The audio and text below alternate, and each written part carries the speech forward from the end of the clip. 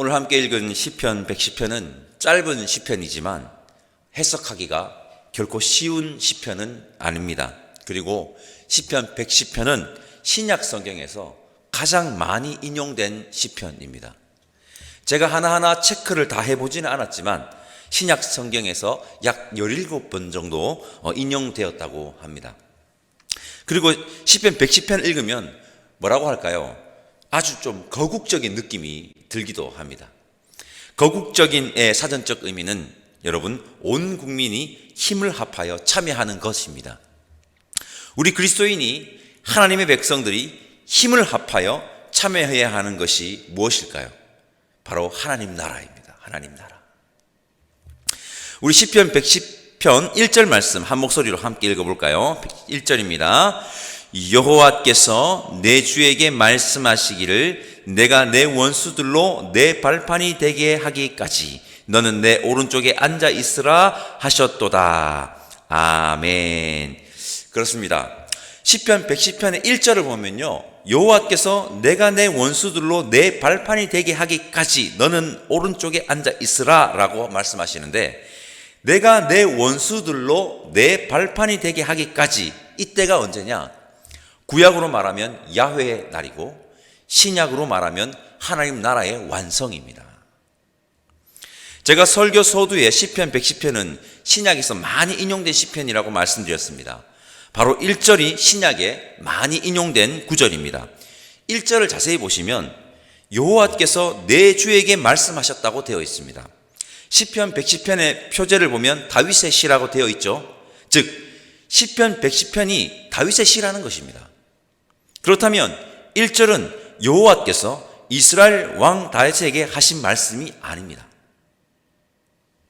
다윗이 여호와 말고 내 주라고 부르는 분이 있다는 것입니다. 그렇죠? 여호와께서, 다윗이 노래하는데 여호와께서 내 주에게 말씀하셨다고 되어 있잖아요. 제가 다들 짐작하시겠지만 제가 시편 110편을 인용한 마태복음 22장 44절과 45절 말씀 읽어보겠습니다. 그분이 누군지 마태복음이 알려줍니다. 주께서 내 주께 이르시되 내가 내 원수를 내 발 아래에 둘 때까지 내 우편에 앉아 있으라 하셨도다 하였느냐. 다윗이 그리스도를 주라 칭하였은즉 어찌 그의 자손이 되겠느냐 하시니. 아멘. 다윗이 시편 110편에서 주라고 칭한 분은 야훼의 날의 승리를 가져올 메시아이며, 마태복음에서 그분은 하나님 나라를 완성하실 예수 그리스도라고 분명하게 말하고 있습니다. 성도 여러분, 원수는 예수 그리스도의 발 아래 굴복되게 되어 있습니다.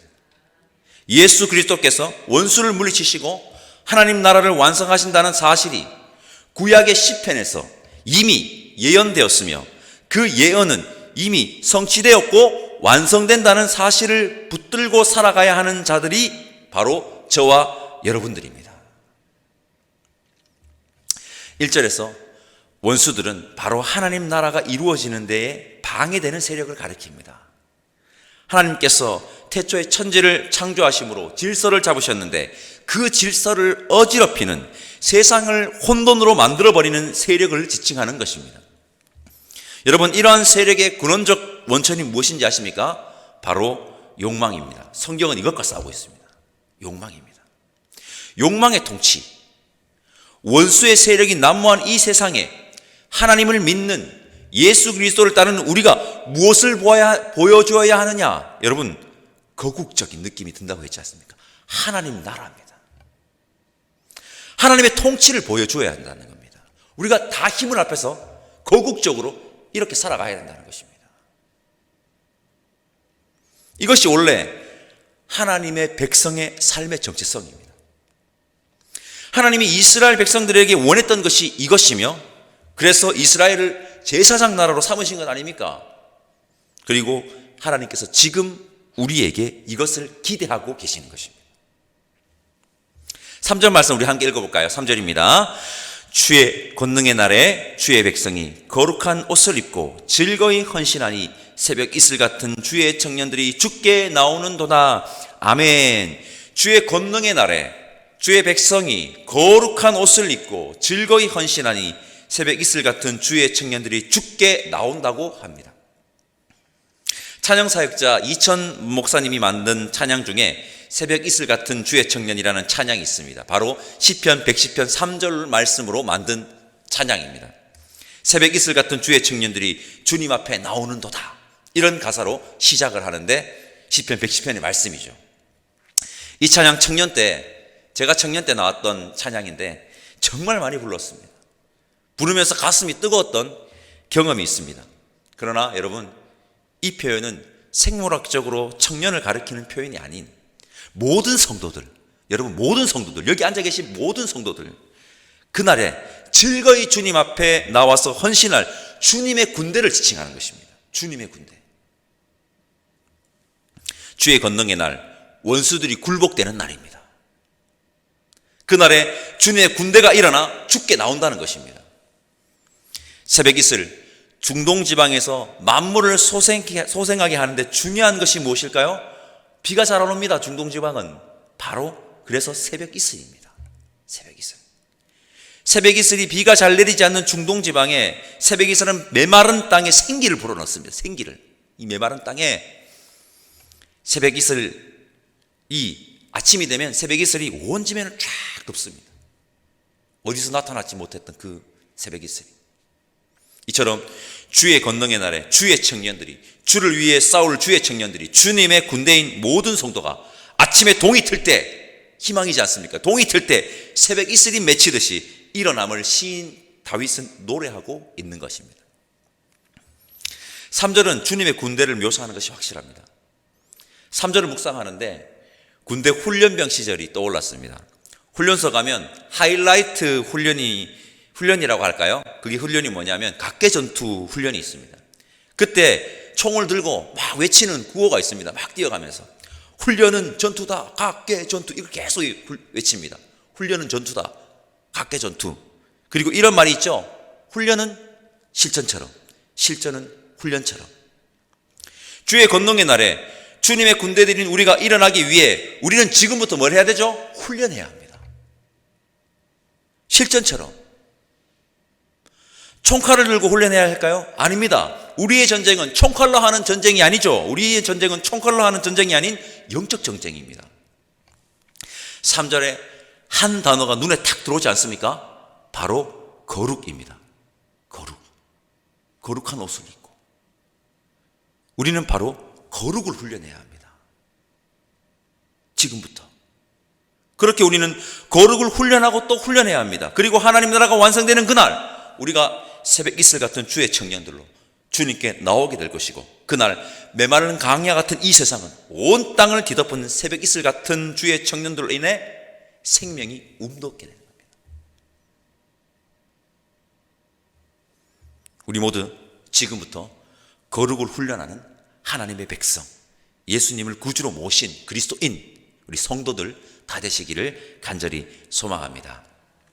4절 말씀도 예수 그리스도를 예언하는 구절 중 한 구절입니다. 제가 4절 말씀 읽어보겠습니다. 여호와는 맹세하고 변하지 아니하시리라. 이르시기를 너는 멜기세덱의 서열을 따라 영원한 제사장이라 하셨도다. 아멘. 시편 110편 4절 말씀을 인용한 히브리서 5장 6절과 7절 말씀도 제가 읽어보겠습니다. 또한 이와 같이 그리스도께서 대제사장 되심도 스스로 영광을 취하심이 아니요 오직 말씀하신 이가 그에게 이르시되 너는 내 아들이니 내가 오늘 너를 낳았다 하셨고, 또한 이와 같이 다른 데서 말씀하시되 내가 영원히 멜기세덱의 반차를 따르는 제사장이라 하셨으니. 아멘. 멜기세덱의 서열을 따른 영원한 제사장 누구실까요? 바로 예수 그리스도입니다. 멜기세덱은 예루살렘의 옛 지명인 살렘의 왕이었습니다. 멜기세덱은 왕이자 제사장이며 그 서열을 따른 영원한 제사장이 예수 그리스도입니다. 이미 다 알고 계시겠지만 말씀드립니다. 예수님은 영원한 우리의 왕이시며 우리를 구원하신 영원한 구주이십니다. 그 사실을 붙들고 살아가는 우리가 됩시다. 5절과 6절 말씀 함께 읽어볼까요? 5절과 1절 함께 읽겠습니다. 주의 오른쪽에 계신 주께서 그의 노하시는 날에 왕들을 쳐서 깨뜨리실 것이라. 문나라를 심판하여 시체로 가득하게 하시고 여러 나라의 머리를 쳐서 깨뜨리시며. 5절에 나오는 왕들은 욕망에 따라 자신의 이익만을 추구하는 세상의 왕들을 가리키는 말입니다. 물론 좋은 왕들도 있었습니다. 그러나 오늘 시편에서 말하는 왕, 특히 하나님이 쳐서 깨뜨릴 왕들은 자기 자신의 욕망의 노예가 되어서 자신의 욕망을 채우기 위해서 인간의 형상들을 짓밟는 자들을 가리킵니다. 성도 여러분, 오늘도 기억합시다. 하나님의 심판은 반드시 있습니다. 거룩을 훈련해야 할 주의 권능의 날에 새벽 이슬같이 일어나야 할 주의 청년들, 백성들이 5절에서 언급하는 그런 왕들처럼 살아서는 안 될 것입니다. 주의 권능의 날을 바라보며 욕망의 노예가 아닌 거룩한 주의 백성으로 살아가는 자가 오늘 함께 예배드리는 저와 여러분들이기를 다시 한번 바랍니다. 성도 여러분, 시편 110편 1절에 예언되었던 예수 그리스도가 이 땅에 오심으로 하나님 나라는 이미 시작되었고 하나님 나라는 완성될 것입니다. 원수는 절대 승리할 수 없습니다. 원수는 예수 그리스도의 발 아래 굴복되게 되어 있습니다. 승리는 우리의 것입니다. 그 사실을 붙들고 이 땅에서 하나님 나라를 보여주며 살아가는 것이 하나님의 백성들인 우리의 정체성입니다. 주의 권능의 날에 새벽 이슬 같은 주의 청년들이 일어날 것이라고 합니다. 주님의 군대가 아침에 동이 틀 때, 희망이 피어오를 때 온 지면에 피어오른 새벽 이슬 같이 일어날 것입니다. 그렇게 온 지면이 주님의 군대들인 성도들로 인해 생명이 움틀 것입니다. 우리는 그날을 소망하며 주어진 하루하루 거룩을 훈련하는 하나님의 백성, 예수님을 구주로 모신 그리스도인 성도들 다 됩시다. 하나님의 심판의 날, 욕망의 노예인 세상의 왕들은 하나님께 깨뜨림을 당합니다. 하나님의 질서를 어지럽히는 원수들의 근원적인 원천은 욕망이며 그들은 하나님의 심판을 피할 수가 없습니다. 그러니 우리는 절대로 그 욕망의 노예로 전락해서는 안 됩니다.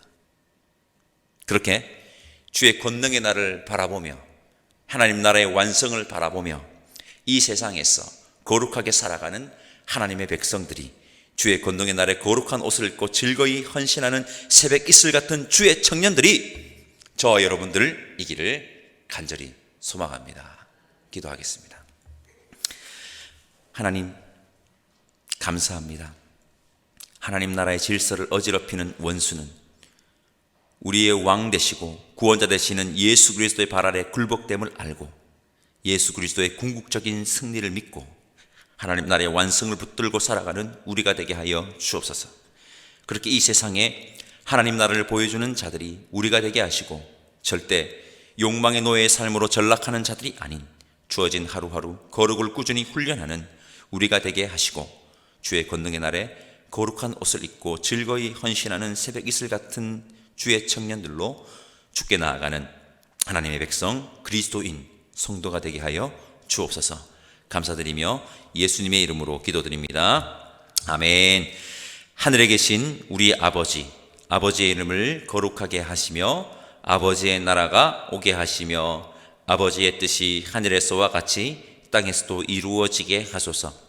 오늘 우리에게 일용할 양식을 주시고 우리가 우리에게 잘못한 사람을 용서하여 준 것 같이 우리 죄를 용서하여 주시고 우리를 시험에 빠지지 않게 하시고 악에서 구하소서. 나라와 권능과 영광이 영원히 아버지의 것입니다. 아멘.